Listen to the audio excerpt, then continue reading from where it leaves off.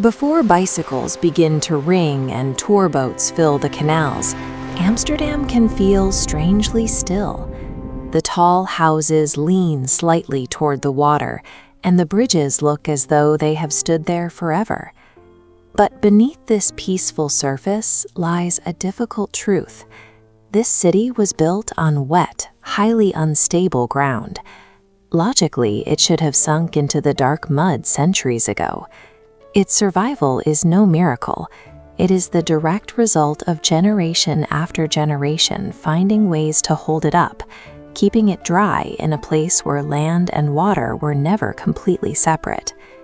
The famous Serenity tourists photograph today is a facade.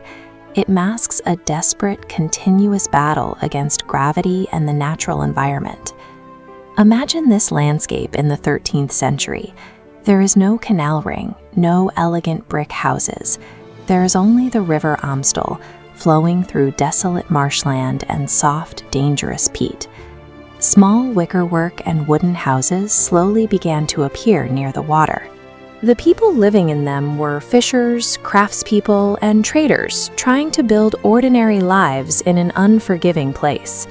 To keep their feet dry, they engaged in relentless physical labor. They had to haul earth and continually raise the ground beneath them, layer by layer, just to stay above the waterline. Every new layer of dirt covered traces of previous lives, discarded and broken pottery, heavy wooden tools, and everyday household objects. Without knowing it, they were building a subterranean archive of the city's earliest days.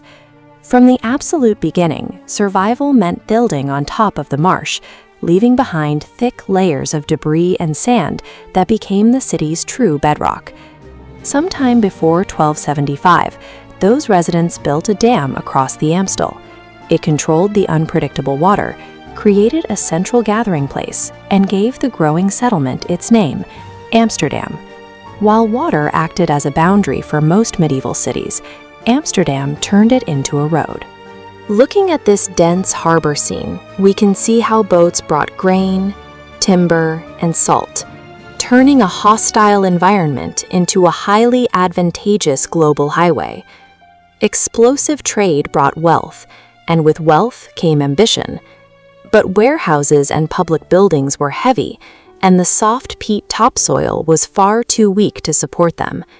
The builders responded with a brilliant engineering solution. This cross-section reveals how they drove wooden piles through the weak peat, anchoring them into firmer clay. These invisible pillars carried the city's weight, allowing massive brick structures to rest safely. The scale of this method is extreme. The 17th century town hall, today the Royal Palace on Dam Square, was supported by exactly these wooden piles driven into the soft soil. The monumental surface world of Amsterdam was made possible entirely by inventing an invisible, subterranean forest to carry it.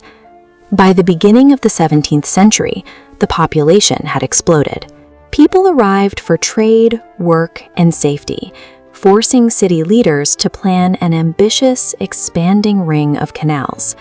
These waterways were not created by elegant lines on a map. They were the result of a muddy, deafening, and exhausting human endeavor. Try to imagine the raw physical labor. Men stood in freezing mud, digging earth by hand, hauling stone, and continuously driving piles into the sludge. That brutal labor facilitated immense wealth. Amsterdam grew into a European commercial powerhouse, filled with ornate brick facades, marble halls, and art projecting confidence. Yet a human story must look beyond the marble. A significant portion of this wealth was deeply tied to colonial conquests and the exploitation of enslaved labor abroad. The goods that arrived in the harbor carried stories of distant violence, realities that remained entirely invisible to the citizens walking these newly paved, elegant streets. The iconic canal houses tell two stories at once. They showcase extraordinary human craftsmanship and ambition, while hiding painful global sacrifices behind their beautiful walls. As the city expanded into the industrial 19th century, modern engineers confronted the exact same crisis the first settlers faced. How do you build a future on ground that constantly moves? The materials changed. Wooden piles were joined and replaced by heavy steel and concrete, and advanced mechanical locks and pumping systems were installed to manage the water. Yet the basic reality has never changed. Despite all these technological upgrades, the city remains inherently fragile and highly dependent on daily maintenance. Every generation renews a silent agreement to keep living with the water, maintaining the complex systems that keep the city afloat. The next time you look at these calm canals, try to see past the postcard beauty. Think of the 13th century settlers hauling earth, the laborers freezing in the mud, and the global sacrifices that built this world city. Amsterdam stands above the water, but beneath it are layers of human effort, memory, and sacrifice. Love uncovering city secrets and history in minutes? Hit that like button, share the mystery, and subscribe for more.